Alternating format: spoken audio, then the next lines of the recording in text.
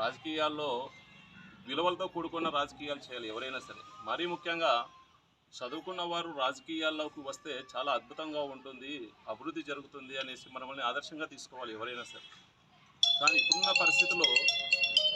ఇప్పుడున్న పరిస్థితులు ఏ విధంగా తయారైనాయంటే చదువుకున్న వాళ్ళే మూర్ఖుల్లా ప్రవర్తిస్తున్నారు. విలువలు లేవు, వ్యక్తిత్వాలు లేవు. వాళ్ళకి కావాల్సింది ఒకటే, రాజకీయం కావాలి. శవం దొరికితే చాలు, ఏ విధంగా బురద జల్లుదాం, ఏ విధంగా రాజకీయంగా వాడుకుందాం అనే విధంగా ప్రవర్తిస్తున్నారు. రేపొద్దున వచ్చే యువతకు మనం ఏ విధంగా మనం ఆదర్శంగా ఉంటాం చెప్పండి. నిజంగా దాంట్లో తప్పు జరిగింటే మాట్లాడండి. ఖచ్చితంగా తప్పు లేకనే కులాలను రెచ్చగొట్టడం, కుటుంబాలను రెచ్చగొట్టడం, చిన్నాభిన్నం చేయడం, మీరు రాజకీయంగా ఏదో ఒకటి పబ్బం గడుపుకోవాలని చూడడం ఏంటిది? కళ్యాణదుర్గంలో ఎప్పుడైనా ఇటువంటివి చూసామా? తలారి రంగయ్య గారు వచ్చిన తర్వాత పరిస్థితులు ఏ విధంగా మారుతున్నాయో మీరు గమనించండి.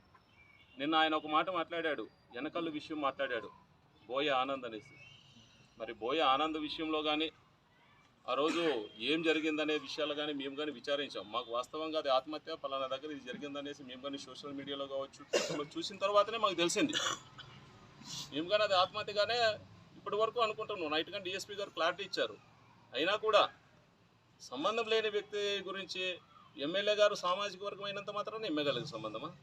మళ్ళీ బోయస్ రామిని వాల్మీకి సామాజిక వర్గం, నేను వాల్మీకి సామాజిక వర్గం సంబంధించిన వ్యక్తినే. అమ్మాయి ఏదో అపోహపడి చిన్న సంఘటన జరిగితేనే నువ్వు ఈ రోజు వరకే ఏంది అమ్మాయి శ్రావణి మాట్లాడింది వాళ్ళవే అని మాట్లాడుతున్నావే? అసలు సంబంధం లేదని కుటుంబ సభ్యులకు తెలుసు. అమ్మాయి చిన్న అమ్మాయి, అవగాహన లేక చిన్నగా పొరపాటు పడింది, దాన్నే నువ్వు చేస్తున్నావు రాజకీయం. మరి సంబంధం లేని వ్యక్తులు అనవసరం కేవలం ఒక సామాజిక వర్గానికి ఎమ్మెల్యే గారు సామాజిక వర్గం అయినంత మాత్రాన ఎమ్మెల్యే గారికి ఆపాదించడమేనా? దాంట్లో వాస్తవాలు తెలుసుకోవాల్సిన బాధ్యత నీకు లేదా? విచారించేయండి. నిన్న ఆల్రెడీ డిఎస్పీ గారు క్లారిటీ ఇచ్చారు. ఇంకా మీకు ఏమైనా ఉంటే అనుమానాలు ఇంకా చేపియండి నిష్పక్షపాతంగా. మేము కానీ డిమాండ్ చేస్తున్నాం ఒక వాల్మీకి సామాజిక తరఫున ఖచ్చితంగా నిష్పక్షపాతంగా ఎంక్వైరీ జరుగుతుంది. ఖచ్చితంగా మా పార్టీ కానీ దానిపైన దృష్టి పెడతారు, మా ఎమ్మెల్యే గారు దృష్టి పెడతారు.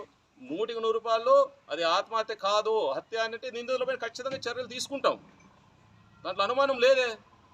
దీంట్లో కేవలం ఆ కులము ఈ కులం అని కాదే. పొరపాటున శ్రావణిది నాది కనుక వేరే కులం ఏంటి, నువ్వు ఇంకా ఇంత పెద్ద రాజకీయం చేసేవాడివి.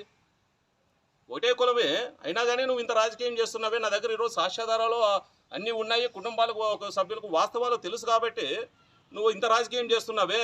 పొరపాటున శ్రావణిది నాది వేరే సామాజిక వర్గం అయిందంటే నువ్వు ఇంకా వదిలే వ్యక్తివే. ఇంకా నువ్వు ఎంత కావాలంటే అంత కుల రాజకీయానికి వాడుకోవా? ఇది చాలదా? నీ బుద్ధి ఎటువంటిది అనే దానికి నిదర్శనం. కళ్యాణదుర్గం ప్రజలకు ఒకటే విజ్ఞప్తి చేస్తున్నా, కళ్యాణదుర్గంలో మొట్టమొదటిసారిగా గతంలో ఎప్పుడూ మనం కని ఎరగని రీతిలో ఒక మంచి నాయకుడు వచ్చి అభివృద్ధి చేస్తున్నాడు. అభివృద్ధి జరుగుతూ ఉంది. కానీ ఇటువంటి అభివృద్ధి కంటిన్యూ అయితే కనుక తన స్థాయిలో ఎక్కడా కానీ ఢీకొట్టే పరిస్థితిలో లేడు అనుకుని రంగయ్య ఏ విధంగా తనకి బురద అంటించాలి అని ప్రతిసారి మీరు చూస్తున్నారు. ఆయన మాట్లాడే మాటలు కావచ్చు, భాష కావచ్చు, ఒక గ్రూప్ 1 ఆఫీసర్గా మాట్లాడాల్సిన మాటలేనా? మీరే ఆలోచన చేయండి. ఆయన మీద బురద జల్లి ఏదో విధంగా ఆయన్ని మానసికంగా ఇబ్బంది పెట్టి డెవలప్మెంట్ అడ్డుకోవాలన్న కుట్ర తప్ప ఇంకొకటి కాదు. దానికి కులాన్ని రెచ్చగొట్టాలని చెప్పేసి ఈరోజు కుల రాజకీయానికి తెరలేపాడు. మరి ఎక్కడో ఉన్న ఎమ్మెల్యే గారికి ఎట్లా తెలుస్తుంది? ఏ విషయాలైనా సరే, ఏ ఇష్యూ జరిగినా కళ్యాణదుర్గంలోన ఎమ్మెల్యే గారికి ఆపాదించడం అలవాటైపోయింది. నాకు ఒక చిన్న అనుమానం వచ్చింది నిన్న రంగయ్య మాట్లాడే చూసి.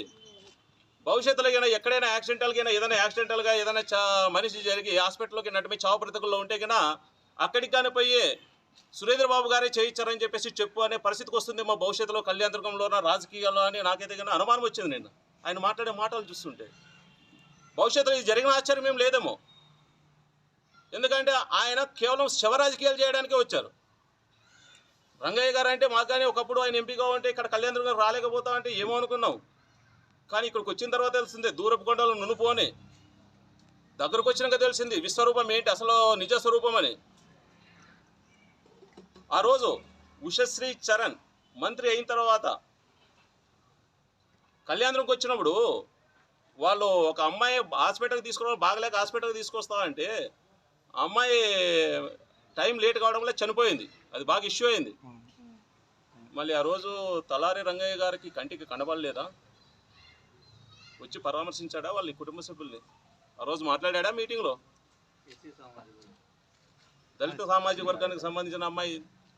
ఏంటిది?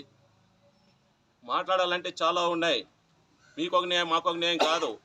ఇంకా నిన్న మీరు మాట్లాడిన ఇష్యూస్ చాలా ఉన్నాయి. దానిపైన కానీ వాస్తవాలు మీ ముందుకు వస్తాయి. ప్రతి ఒక్కటి మేము అనవసరంగా మాట్లాడాం. వాస్తవాలు ఉంటాయి. ఏమంటే వడ్డే కాలనీలో చంద్రకళ అనే అమ్మాయి ఇష్యూ మీరు మాట్లాడారు. అది జరిగిండేది వేరే. 2 కుటుంబాల మధ్య గొడవ. అది జరిగి సంవత్సరం పైన అయింది. అయినా కూడా కుటుంబాలకి మహిళలకు సంబంధించిన అంశాలు కాబట్టి మేము ఎక్కడ దాన్ని బయటకు ప్రస్తావించలేదు. నువ్వు మాట్లాడినా మేము గౌరవిస్తున్నాం. విలువలతో రాజకీయం చేస్తున్నాం. నిజంగా రాజకీయమే చేయాలనుకుంటే వాస్తవంగా అక్కడ ఏం జరిగింది అనేసి ఒక్కసారిగా ఆ కుటుంబాలని, ఆ వార్డులో ఉన్న ప్రజల్ని మీడియా ముందుకు తెస్తే తలదించుకుంటావు రంగయ్య గారు. మీరు జరిగింది కానీ మానవతా దృక్పథంతో ఆ వార్డులో వడ్డే కాలనీలో చంద్రకళకు సంబంధించిన కుల పెద్దలు, వాళ్ళ బంధువులు అందరూ కూర్చొని అమ్మాయి సరే మంచి వచ్చేటి జరిగిపోయింది, ఆవేశంలో చేసుకోేది ఏదో తాగిందని చెప్పేసి వాళ్ళందరూ కలిసి ఆ రోజు 3.5 లక్షల రూపాయలు అమ్మాయికి ఇచ్చారు హాస్పిటల్కి ట్రీట్మెంట్కి. ఇది వాస్తవం కాదా? కనుక్కోండి. వాస్తవం కాదా? ఒకవేళ కుటుంబ సభ్యులు అని చెప్పేసి వీడియోలు ఫోటోలు అవి కాదు తీసుకునేది. అమ్మాయికి డబ్బులు చేరలేదా? కుటుంబ సభ్యులను అడగండి. చేరలేదంటే ధర్మస్థలంకి వస్తావా, కాణిపాకంకి వస్తారా? లేదంటే అదే టీ సర్కిల్లోనే మొత్తం ఆ కుటుంబ సభ్యులు వీళ్ళు ఎవరైతే డబ్బులు ఇచ్చారో వీళ్ళు మొత్తం పాల బిందులు పెట్టుకుని వాళ్ళు ప్రమాణం చేయడానికి సిద్ధంగా ఉన్నారు. 3.5 లక్షల రూపాయలు అమ్మాయి హాస్పిటల్కి ట్రీట్మెంట్కి వాళ్ళు సహాయం చేశారు. వాళ్ళ కుల పెద్దలు ఎవరైతే ఉన్నారో వడ్డే కాలనీకి సంబంధించి వాళ్ళందరూ సమస్యలో జరిగింది. అయినా మేము ఎక్కడ బయటకు దాని గురించి మాట్లాడలేదు. ఈరోజు ఇష్యూ కానీ ఎందుకు బయటకు వచ్చింది? నువ్వు ఎవరు ఎన్ఆర్ఐలు తీసుకొని వచ్చి 2,20,000 రూపాయలు ఇచ్చినావు. నువ్వు ఎప్పుడు వచ్చావు? ఇప్పుడు వచ్చావు. నువ్వు సంఘటన జరిగినాక 10-15 రోజుల లోపలే ఆడవాళ్ళు గొడవలు ఆ ఇష్యూ జరిగితే వాళ్ళు కానీ బేల్దార్ పని చేసుకుంటుండే వాళ్ళు అంతా కూలి పని చేసుకునే వాళ్ళే. ఎవరు వాడు ఉన్న డబ్బున్న వాళ్ళు కాదు. అయినా కూడా అప్పో సొప్పో చేసి ప్రాణం నిలబెట్టాలని చెప్పేసి వాళ్ళు 3.5 లక్షల రూపాయలు ఇచ్చారు. నువ్వు వచ్చి 2,20,000 రూపాయలు ఇచ్చి రాజకీయం చేస్తావా? ఇంత నీచమైన బుద్ధి అనేది, ఇంత నీచంగా దిగజారుతాం అనేసి మేమైతే అనుకోలేదు. వాల్మీకి సామాజిక వర్గంలో ఇంత నీచమైన వ్యక్తి ఉన్నాడా అనేసి మేమైతే ఊహించలేదు. వీలైతే సాయం చేయి. కుటుంబాల మధ్య కలహాలు ఉంటాయి. ఉన్నప్పుడు ఏదైనా ఉంటే సర్దు చెప్పు.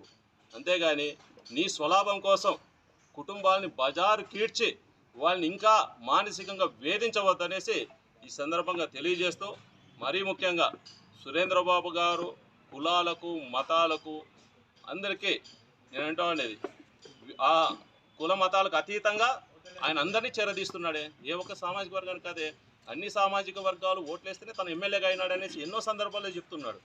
నేను నిన్న ఆయన గమనించిండేది ఏమంటే వాల్మీకులందరూ కలిసి గొంచగాడు ఓట్లేసినాడు, మా సామాజిక వర్గం మీద దాడులు జరుగుతున్నాయన్నారు. నాకు చిన్న అనుమానం వస్తుంది. వాల్మీకులందరూ కలిసి టీడీపీకి ఓట్లేసినారనే నీ కక్ష సాధింపు దానికైనా నువ్వు ఇట్లా మాట్లాడుతున్నావు? నీ అసూయ అక్కసు వెలుగక్కుతున్నావు నువ్వు వాల్మీకుల పైన. నీ మాటల్లోనే అర్థమవుతుంది అది. అంటే నీకు ఓట్లు వేయలేదనే? నీకు ఓట్లు వేయకనే ఈరోజు ఈ పరిస్థితి ఉంది. పొరపాటున నీకు ఓట్లు వేసింటే మా పరిస్థితి ఊహించుకుంటేనే ఆచమ్య గోచరంగా ఉంది మాకు పరిస్థితి. కాబట్టి కళ్యాణదుర్గంలో గతంలో లేని వాతావరణాన్ని మీరు కల్పిస్తున్నారు. గతంలో రాబందులు అంటే ఎలా ఉండేటివో మనం చూసాం. కానీ ఈరోజు రాబందుల రాజకీయ రంగయ్య చేస్తున్న శివ రాజకీయాలు కానీ మనం చూస్తున్నాము ఈరోజు. కాబట్టి కళ్యాణదుర్గం నియోజకవర్గ ప్రజలకి నేను ఒకటే విజ్ఞప్తి చేస్తున్నాను, వాస్తవాలు తెలుసుకోండి. కళ్యాణదుర్గంలో గతంలో ఏ విధంగా ఉండింది 5 సంవత్సరాల కింద, గత ఎలక్షన్స్కి ముందు 2024 ఎలక్షన్స్ ముందు ఇప్పుడు ఏ విధంగా అభివృద్ధి చెందుతూ ఉంది, ఇవన్నీ ఓర్చుకోలేని వాళ్ళు ఏ విధంగా శివ రాజకీయాలు చేస్తున్నారు, కుల రాజకీయాలు చేస్తున్నారు అన్నదానికి ఈ ఒక్క సంఘటన చాలదా నిదర్శనం అనేసి ఈ విధంగా కళ్యాణదుర్గం నియోజకవర్గ ప్రజలందరికీ విజ్ఞప్తి చేస్తూ, మీడియా మిత్రులందరికీ మరొకసారి విజ్ఞప్తి చేస్తూ, కళ్యాణదుర్గం సురేంద్రబాబు గారు బాగా డెవలప్ చేస్తున్నారు. అటువంటి వ్యక్తిని పూర్తి స్థాయిలో కాపాడుకోవాల్సిన బాధ్యత మన పైన ఉంది. ఆయన ఎంత బాగా ఉంటే కళ్యాణదుర్గం నియోజకవర్గం కానీ అంత అభివృద్ధి చెందుతుంది. ఖచ్చితంగా బీటీపీకి అన్నిటికన్నా ముఖ్యంగా బీటీపీకి నీళ్లు వస్తాయి, 114 చెరువులకు నీళ్లు వస్తాయి. కాబట్టి ఆయన మీద లేనిపోని ఆరోపణలు చేస్తూ ఏదో విధంగా అడ్డగించాలని చూస్తున్నారు. వాస్తవాలు తెలుసుకోండి. ఇక నుంచి ప్రతి విషయం పైన కూలంకుషంగా ఏదైనా సరే జరిగినప్పుడు రంగయ్య మాట్లాడే ప్రతి మాటకి ఆధారాలతో సహా ఎవిడెన్స్తో పాటు నేనే మీ ముందుకు వచ్చి ప్రతి ఒక్క దానికి నేను సమాధానం చెప్పేదానికి సిద్ధంగా ఉన్నాననేసి ఈ సందర్భంగా తెలియజేసుకుంటూ అందరికీ నమస్కారం తెలియజేసుకుంటూ సెలవు తీసుకుంటున్నాను. మాకు వచ్చి ఎమ్మెల్యే సార్ కూడా వచ్చి ఆ పాప భరోసా కింద 2 లక్షలు ఇచ్చి ఫిక్స్డ్ డిపాజిట్ చేస్తాము. ఆ పాప భవిష్యత్తు గురించి నేను పట్టించుకుంటా, ఎంత చదివినా కానీ నేనే చూసుకుంటాను, ఏ సమస్య వచ్చినా కూడా దగ్గరుండి నేనే చూసుకుంటాను, మీరేం బాధపడద్దండి అని చెప్పి భరోసా ఇచ్చినాడు. కానీ వాళ్ళు ఇప్పుడు 2 లక్షలకు లోపల రంగయ్య వాళ్ళు వచ్చినారు. వచ్చి అమ్మ ఎట్లా ఏం జరిగిందంటే ఏమో సార్ తెలియదు, మాకు న్యాయం చేయండి, ఎవరైనా కానీ న్యాయం చేయండి అని అడిగినాను సార్. మీరు బయటకు వచ్చి మాట్లాడండి, మేము చూసుకుంటాము అని అన్నారంట. మాకు పాప చనిపోయిస్తున్నాం, బయటకు వచ్చి మేము ఇక్కడ పోలేదు సార్. మేము వచ్చి శవ రాజకీయాలు చేస్తుంటారు.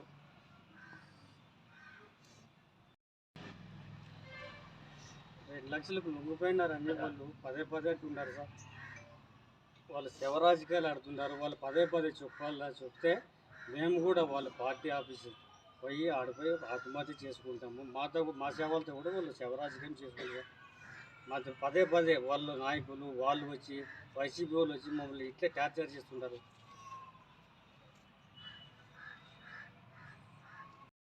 ఇది అంటున్నారు సార్. మమ్మల్ని వాళ్ళ నాయకులు వచ్చి లొంగిపోయినారు, చేతులు ఉన్నారు. వాళ్ళు వచ్చి మీ పదే వాళ్ళు ఇదే మాట చెప్తే వాళ్ళ పార్టీ ఆఫీసు ముందరిగా పోయి మేము కూడా ఆత్మహత్య చేసుకుని మా సేవలతో కూడా రాజకీయం చేసుకుంటారు వాళ్ళు. మీరేం చెప్పాలనుకున్నారు? మీ పాపని రాజకీయం చేస్తున్నారు కదా. అవును సార్. వాళ్ళకి మీరేం చెప్పాలనుకున్నారు? మీరే పదవి ఇవన్నీ వాడొద్దండి సార్. మీరు